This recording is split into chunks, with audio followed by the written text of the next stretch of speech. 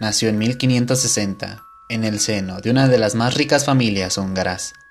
Si bien pertenecía a la más ilustre y distinguida aristocracia, siendo su primo primer ministro de Hungría y su tío rey de Polonia, también existen antecedentes esotéricos entre los miembros de su familia, como pueden ser un tío adorador de Satán y otros familiares adeptos a la magia negra o a la alquimia. Cuando solo contaba con 15 años, contrajo matrimonio con un noble, el conde Nadasdi, gran guerrero conocido como el Héroe Negro, junto con el cual vivió en un solitario castillo en los Cárpatos. No pasó mucho tiempo antes de que el conde fuese reclamado en una batalla, por lo que se vio obligado a dejar sola a Elizabeth por un tiempo.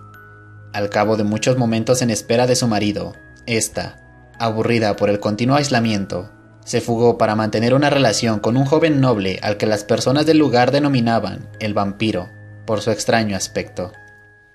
Desde ese momento, y para distraerse de las largas ausencias de su marido, comenzó a interesarse de sobremanera por el esoterismo, rodeándose de una siniestra corte de brujos, hechiceros y alquimistas. A medida que pasaban los años, la belleza que la caracterizaba se iba degradando, y preocupada por su aspecto físico, pidió consejo a una vieja nodriza. Esta le indicó que el poder de la sangre y los sacrificios humanos daban muy buenos resultados en los hechizos de la magia negra, y así, le aconsejaría que bañándose con sangre de doncella podría conservar su belleza indefinidamente.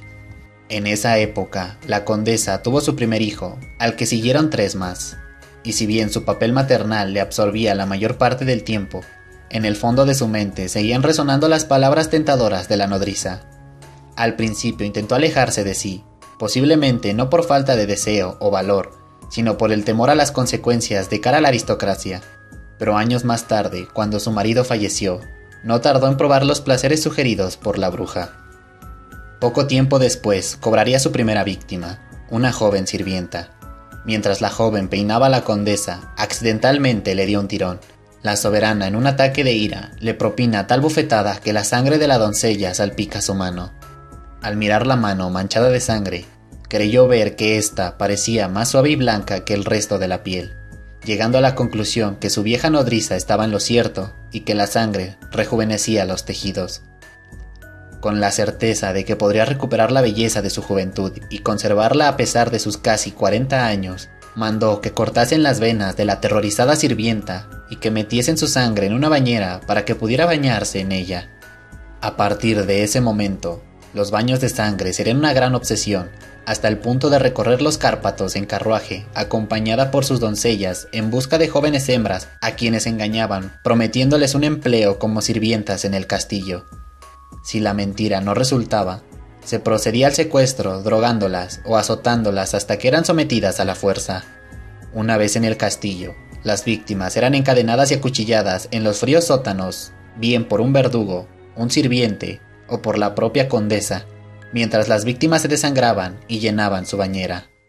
Una vez dentro de la pila, hacía que derramasen la sangre por todo su cuerpo, y al cabo de unos minutos, para que el tacto áspero de las toallas no frenase el poder de rejuvenecimiento de la sangre, ordenaba que un grupo de sirvientas elegidas por ella misma lamiesen su piel. Si éstas mostraban repugnancia o recelo, las mandaba torturar hasta la muerte.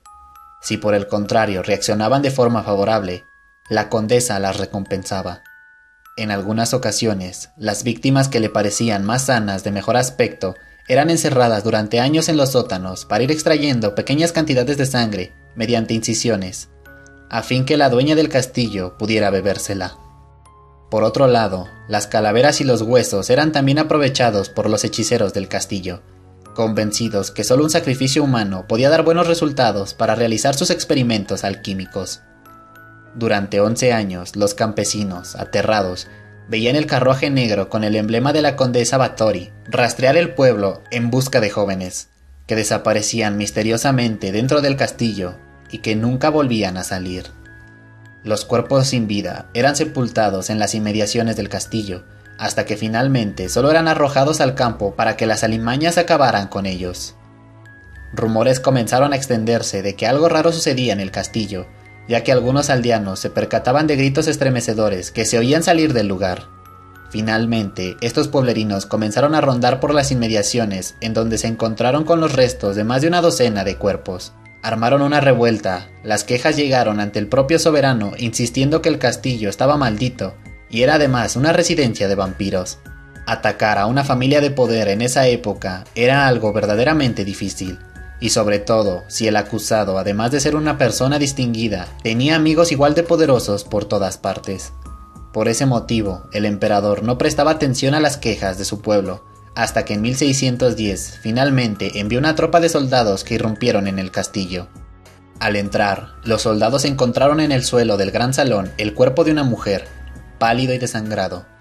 Otro, aún con vida pero terriblemente torturado, que había sido pinchado con un objeto para extraerle la sangre. Y uno último, ya muerto tras ser salvajemente azotado, desangrado y parcialmente quemado. También fueron exhumados un aproximado de 50 cadáveres, los cuales fueron encontrados en los alrededores del castillo.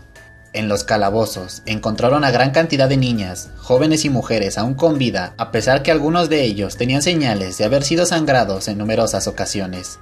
Una vez estos liberados, la condesa fue sorprendida, junto a algunos de sus brujos, en una de las habitaciones del castillo, en medio de uno de sus sangrientos rituales. Rápidamente fueron detenidos y conducidos a la prisión más cercana. Los crímenes sádicos de Báthory duraron aproximadamente 10 años. En el juicio sobraban pruebas para condenar a Elizabeth Báthory, culpable de los múltiples crímenes cometidos, pues no solo se había encontrado 80 cadáveres, sino que los guardias estaban de testigos para declarar que la habían visto matar con sus propios ojos. Esta confesaría haber asesinado junto con sus hechiceros y verdugos a más de 600 jóvenes y haberse bañado en ese fluido cálido y viscoso a fin de conservar su hermosura y lozanía. Le seducía el olor de la muerte, la tortura y las orgías lésbicas. Decía que todo lo mencionado poseía un siniestro perfume. Sus cómplices fueron condenados culpables, unos decapitados y otros quemados en la hoguera. Báthory, aun contando con el privilegio de pertenecer a la nobleza y ser amiga personal del rey húngaro, fue condenada por este mismo a una muerte lenta. La emparedaron en el dormitorio de su castillo, dejándole una pequeña ranura por la cual le daban algunos desperdicios como comida y un poco de agua. Finalmente, muere a los 4 años de permanecer en esa tumba, sin intentar comunicarse con nadie ni pronunciar la más mínima palabra. Fue una especie de suicidio.